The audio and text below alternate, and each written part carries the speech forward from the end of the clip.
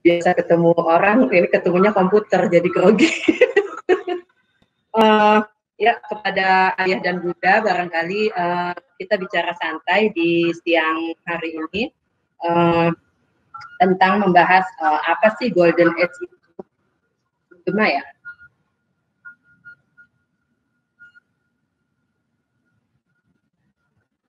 Mohon dimaklum ya ayah bunda, kita pengalaman pertama soalnya. Oke, dilanjut ya. Jadi pembahasan kali ini tentang Golden Age. Golden Age itu artinya masa perkembangan yang sangat bagus buat anak-anak kita di usianya. Dari mulai kita tidak membahas yang di kandungan ya, tapi dari mulai dia ada muncul di dunia ini dengan masa-masa emasnya, dengan stimulasi yang sebanyak-banyaknya yang akan kita manfaatkan di usianya. Nah, usianya itu Golden Age itu berapa ya, gitu kan? Nah, ya Golden Age itu menyatakan 0 sampai 8 tahun, ada yang menyatakan itu, ada yang menyatakan 0 sampai 4 tahun, itu juga ada. Jadi intinya lebih kepada usia di mana anak itu begitu membuka mata, melihat dunia, sampai dia banyak bisa mengetahui berbagai macam hal, gitu ya. Nah, usia-usia perkembangan itu diawali dengan otaknya kayaknya ya, usia-usia anak, usia the Golden Age itu kita membahas di mana pertumbuhannya dimulai dengan pertumbuhan otak.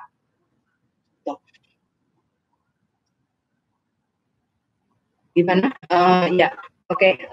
Dengan pertumbuhan otak anak 0 sampai pembahasan 8 tahun itu batas-batasnya adalah maksimal sangat pesat di usianya yang 0 sampai 4 tahun.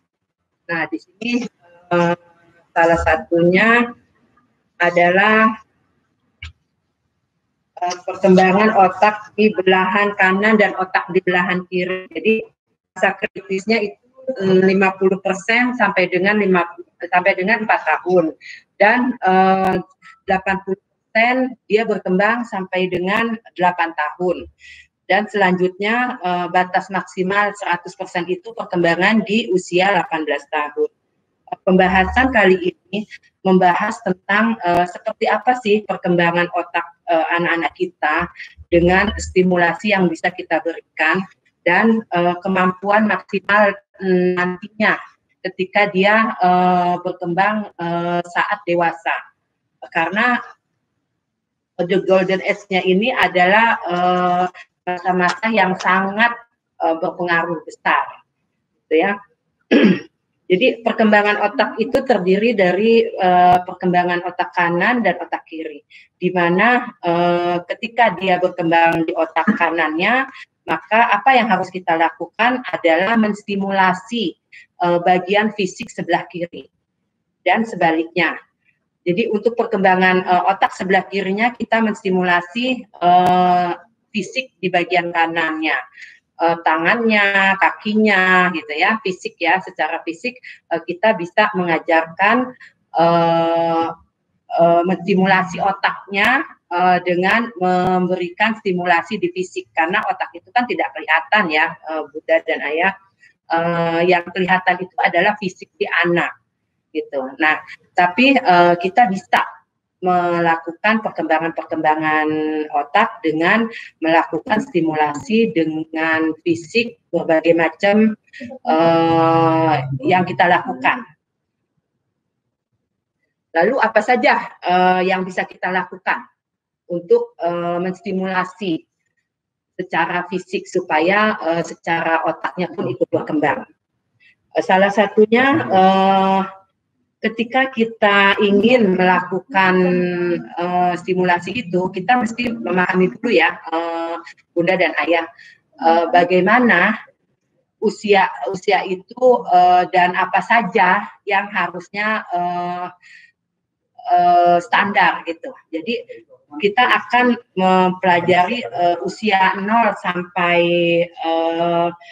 13 bulan itu dia seharusnya sudah bisa apa, 13 bulan sampai 15 bulan dia harusnya bisa apa. Itu kita pahami dulu secara teori ya.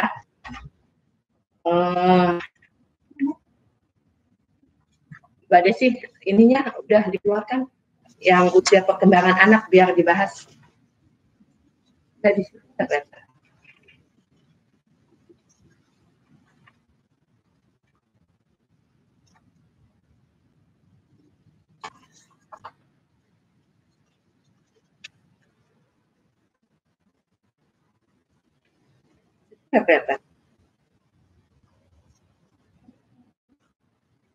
biar kelihatan semua.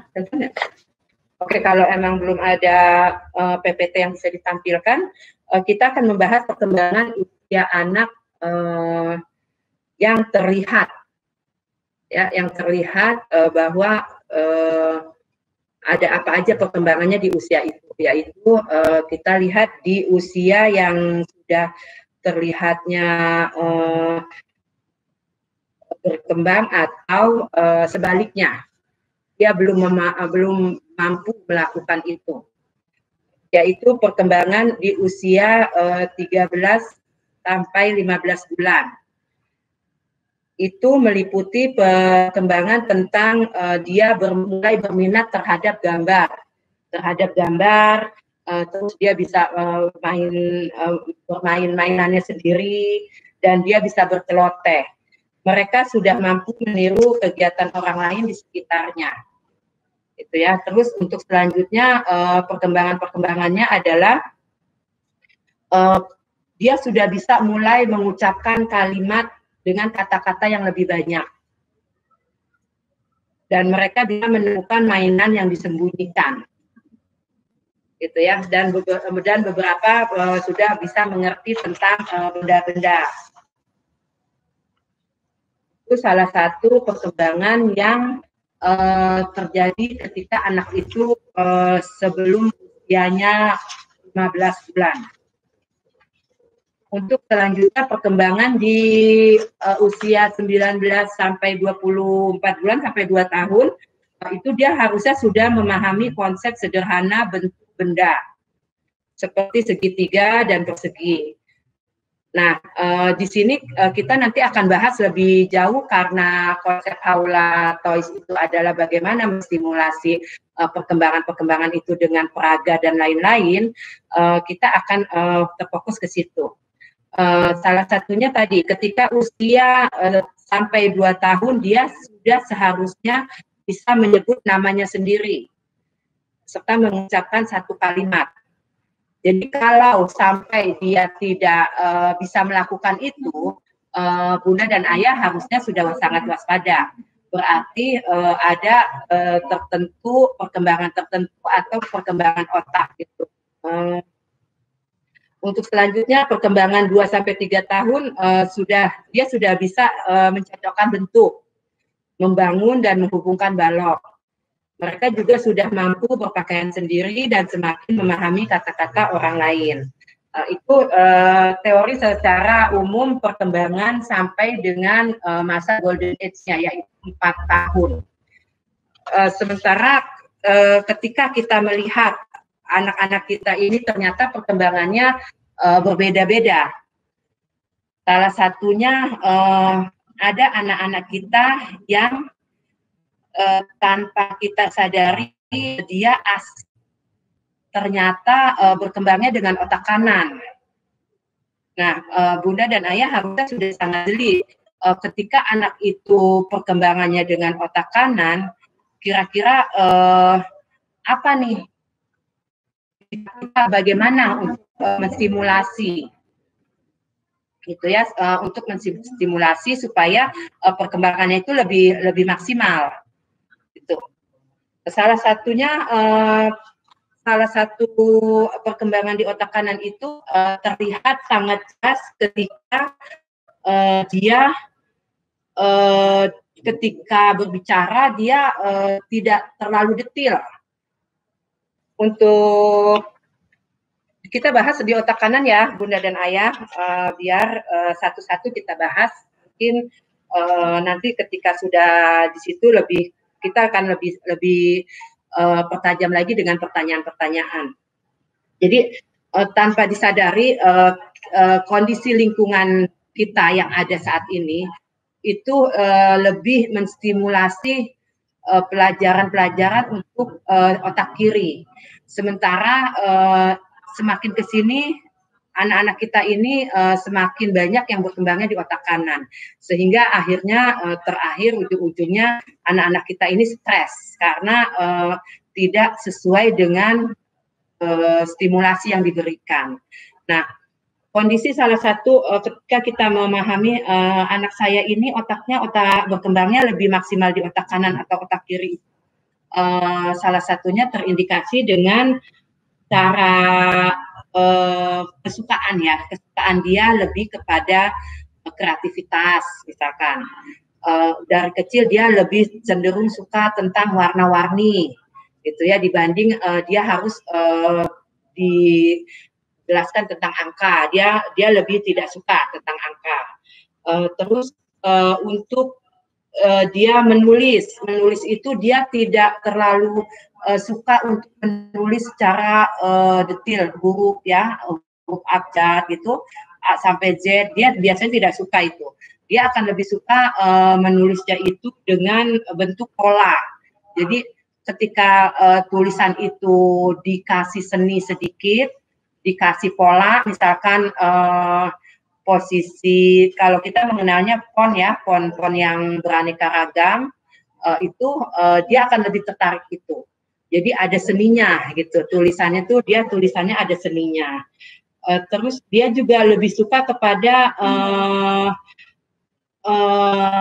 ya kalau secara sangat jelas tuh dia lebih suka melihat lingkungannya tuh acak-acakan gitu ya. Untuk anak-anak otak kanan tuh biasanya sulit banget untuk disuruh rapi. Nah, salah satu stimulasinya adalah ketika dia tidak sulit dengan kerapihan, pelan-pelan kita suruh rapi dia, ayo bereskan mainannya kembali gitu ya. Nah itu meskipun otak kanannya berkembang pesat, tapi otak kirinya tidak boleh terbengkalai. Itu salah satu faktor kenapa kita harus paham anak-anak kita ini berkembangnya di otak kanan atau otak kiri. Itu salah satunya supaya si orang tua ini memahami stimulasi mana yang masih kurang buat dia. Gitu ya, stimulasi apa yang harus saya berikan buat dia sehingga otak kanan dan otak kirinya berkembang. Nah, kenapa kita sebaiknya menyeimbangkan?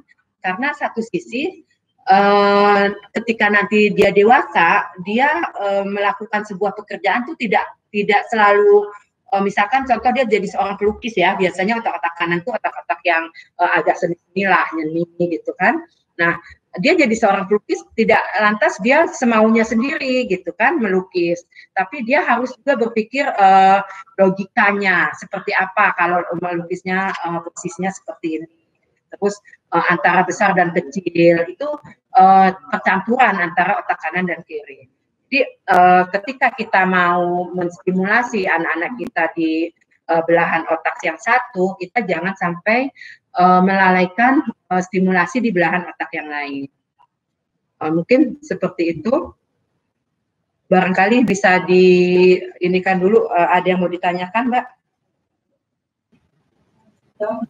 Oke, tadi di awal mungkin kita sudah bahas bahwa otak itu karena tertutup kepala, jadi kita nggak bisa lihat langsung secara fisik kali ya, bahwa otak itu berkembang seimbang. Tapi dilihat dari kegiatan-kegiatan yang ada, kita bisa menyeimbangkan meskipun tidak seimbang seperti kita. Mungkin Bapak dan Ibu bisa melihat, kelihatan nggak ini? Kelihatan di situ, Mbak Desi? Kelihatan ya, mungkin ini timbangan tentang bahasan tentang timbangan. Jadi ketika kita membahas keseimbangan otak kanan dan kiri, sepertinya kita tidak akan benar-benar persis tahu berapa keseimbangan yang ada. antara otak kanan dan kirinya, mungkin kita nggak akan tahu, tapi kita akan bisa melihat efek dari anak-anak yang jadi kita akan tahu ketika anak-anak kita itu otaknya, mohon maaf kalau kita bahasa otak-otak ya, ketika otak anak kita itu memang bisa sudah benar stimulasi yang dilakukan, sehingga antara otak kanan dan otak kirinya bisa seiring, bisa sejalan. Jadi tidak terlihat jomplang, itu bahasanya kalau kita bicara timbangan, tidak jomplang banget gitu. Yang satu mentok sampai ke bawah, yang satu terlalu ke atas. Tapi meskipun ternyata setelah besar kita melihat ada terindikasi seperti itu, kita juga harus bisa menyesuaikan apa-apa pekerjaannya gitu kan. Contoh misalkan, kenapa sekarang ini konsep sekolah homeschooling banyak sekali ada bermunculan di sekitar kita, karena tadi menempatkan anak-anak yang berkembangnya di otak kanan, mungkin sebelum-sebelumnya kurikulum kita ini terus mengepusnya di belahan otak kirinya, sehingga anak-anak kita itu bukan lagi enjoy dalam menerima informasi yang ada di sekolah. Mereka jadi malah stres gitu ya, stres. Mungkin nanti akan ada bahasan seperti apa kita melihat anak stres itu. Nah, itu salah satunya seperti itu. Ayah dan bunda ya, kalau ternyata pendidikan yang dia terima itu tidak sesuai dengan kapasitas keinginan otaknya gitu ya, makanya kalau mungkin ini pengalaman saya khususnya, kenapa saya akhirnya berfokus kepada bisnis edukasi, bisnis mainan, karena mungkin pada saat itu saya sangat membutuhkan mainan apa yang cocok buat anak saya ketika kelihatannya kok anak saya ini hobinya rada-rada ke seni semua gitu, rada-rada ke otak kanan lah ya, ke otak kanan itu, karena melihat kondisi, kalau saya waktu itu melihat kondisi saya dan suami yang ternyata dua-duanya tuh stres ketika menjalani sekolah dari SD sampai SMA gitu kan. Dan ketika kita ketemu menikah, kita punya cerita yang kelam terhadap pengalaman belajar kita gitu.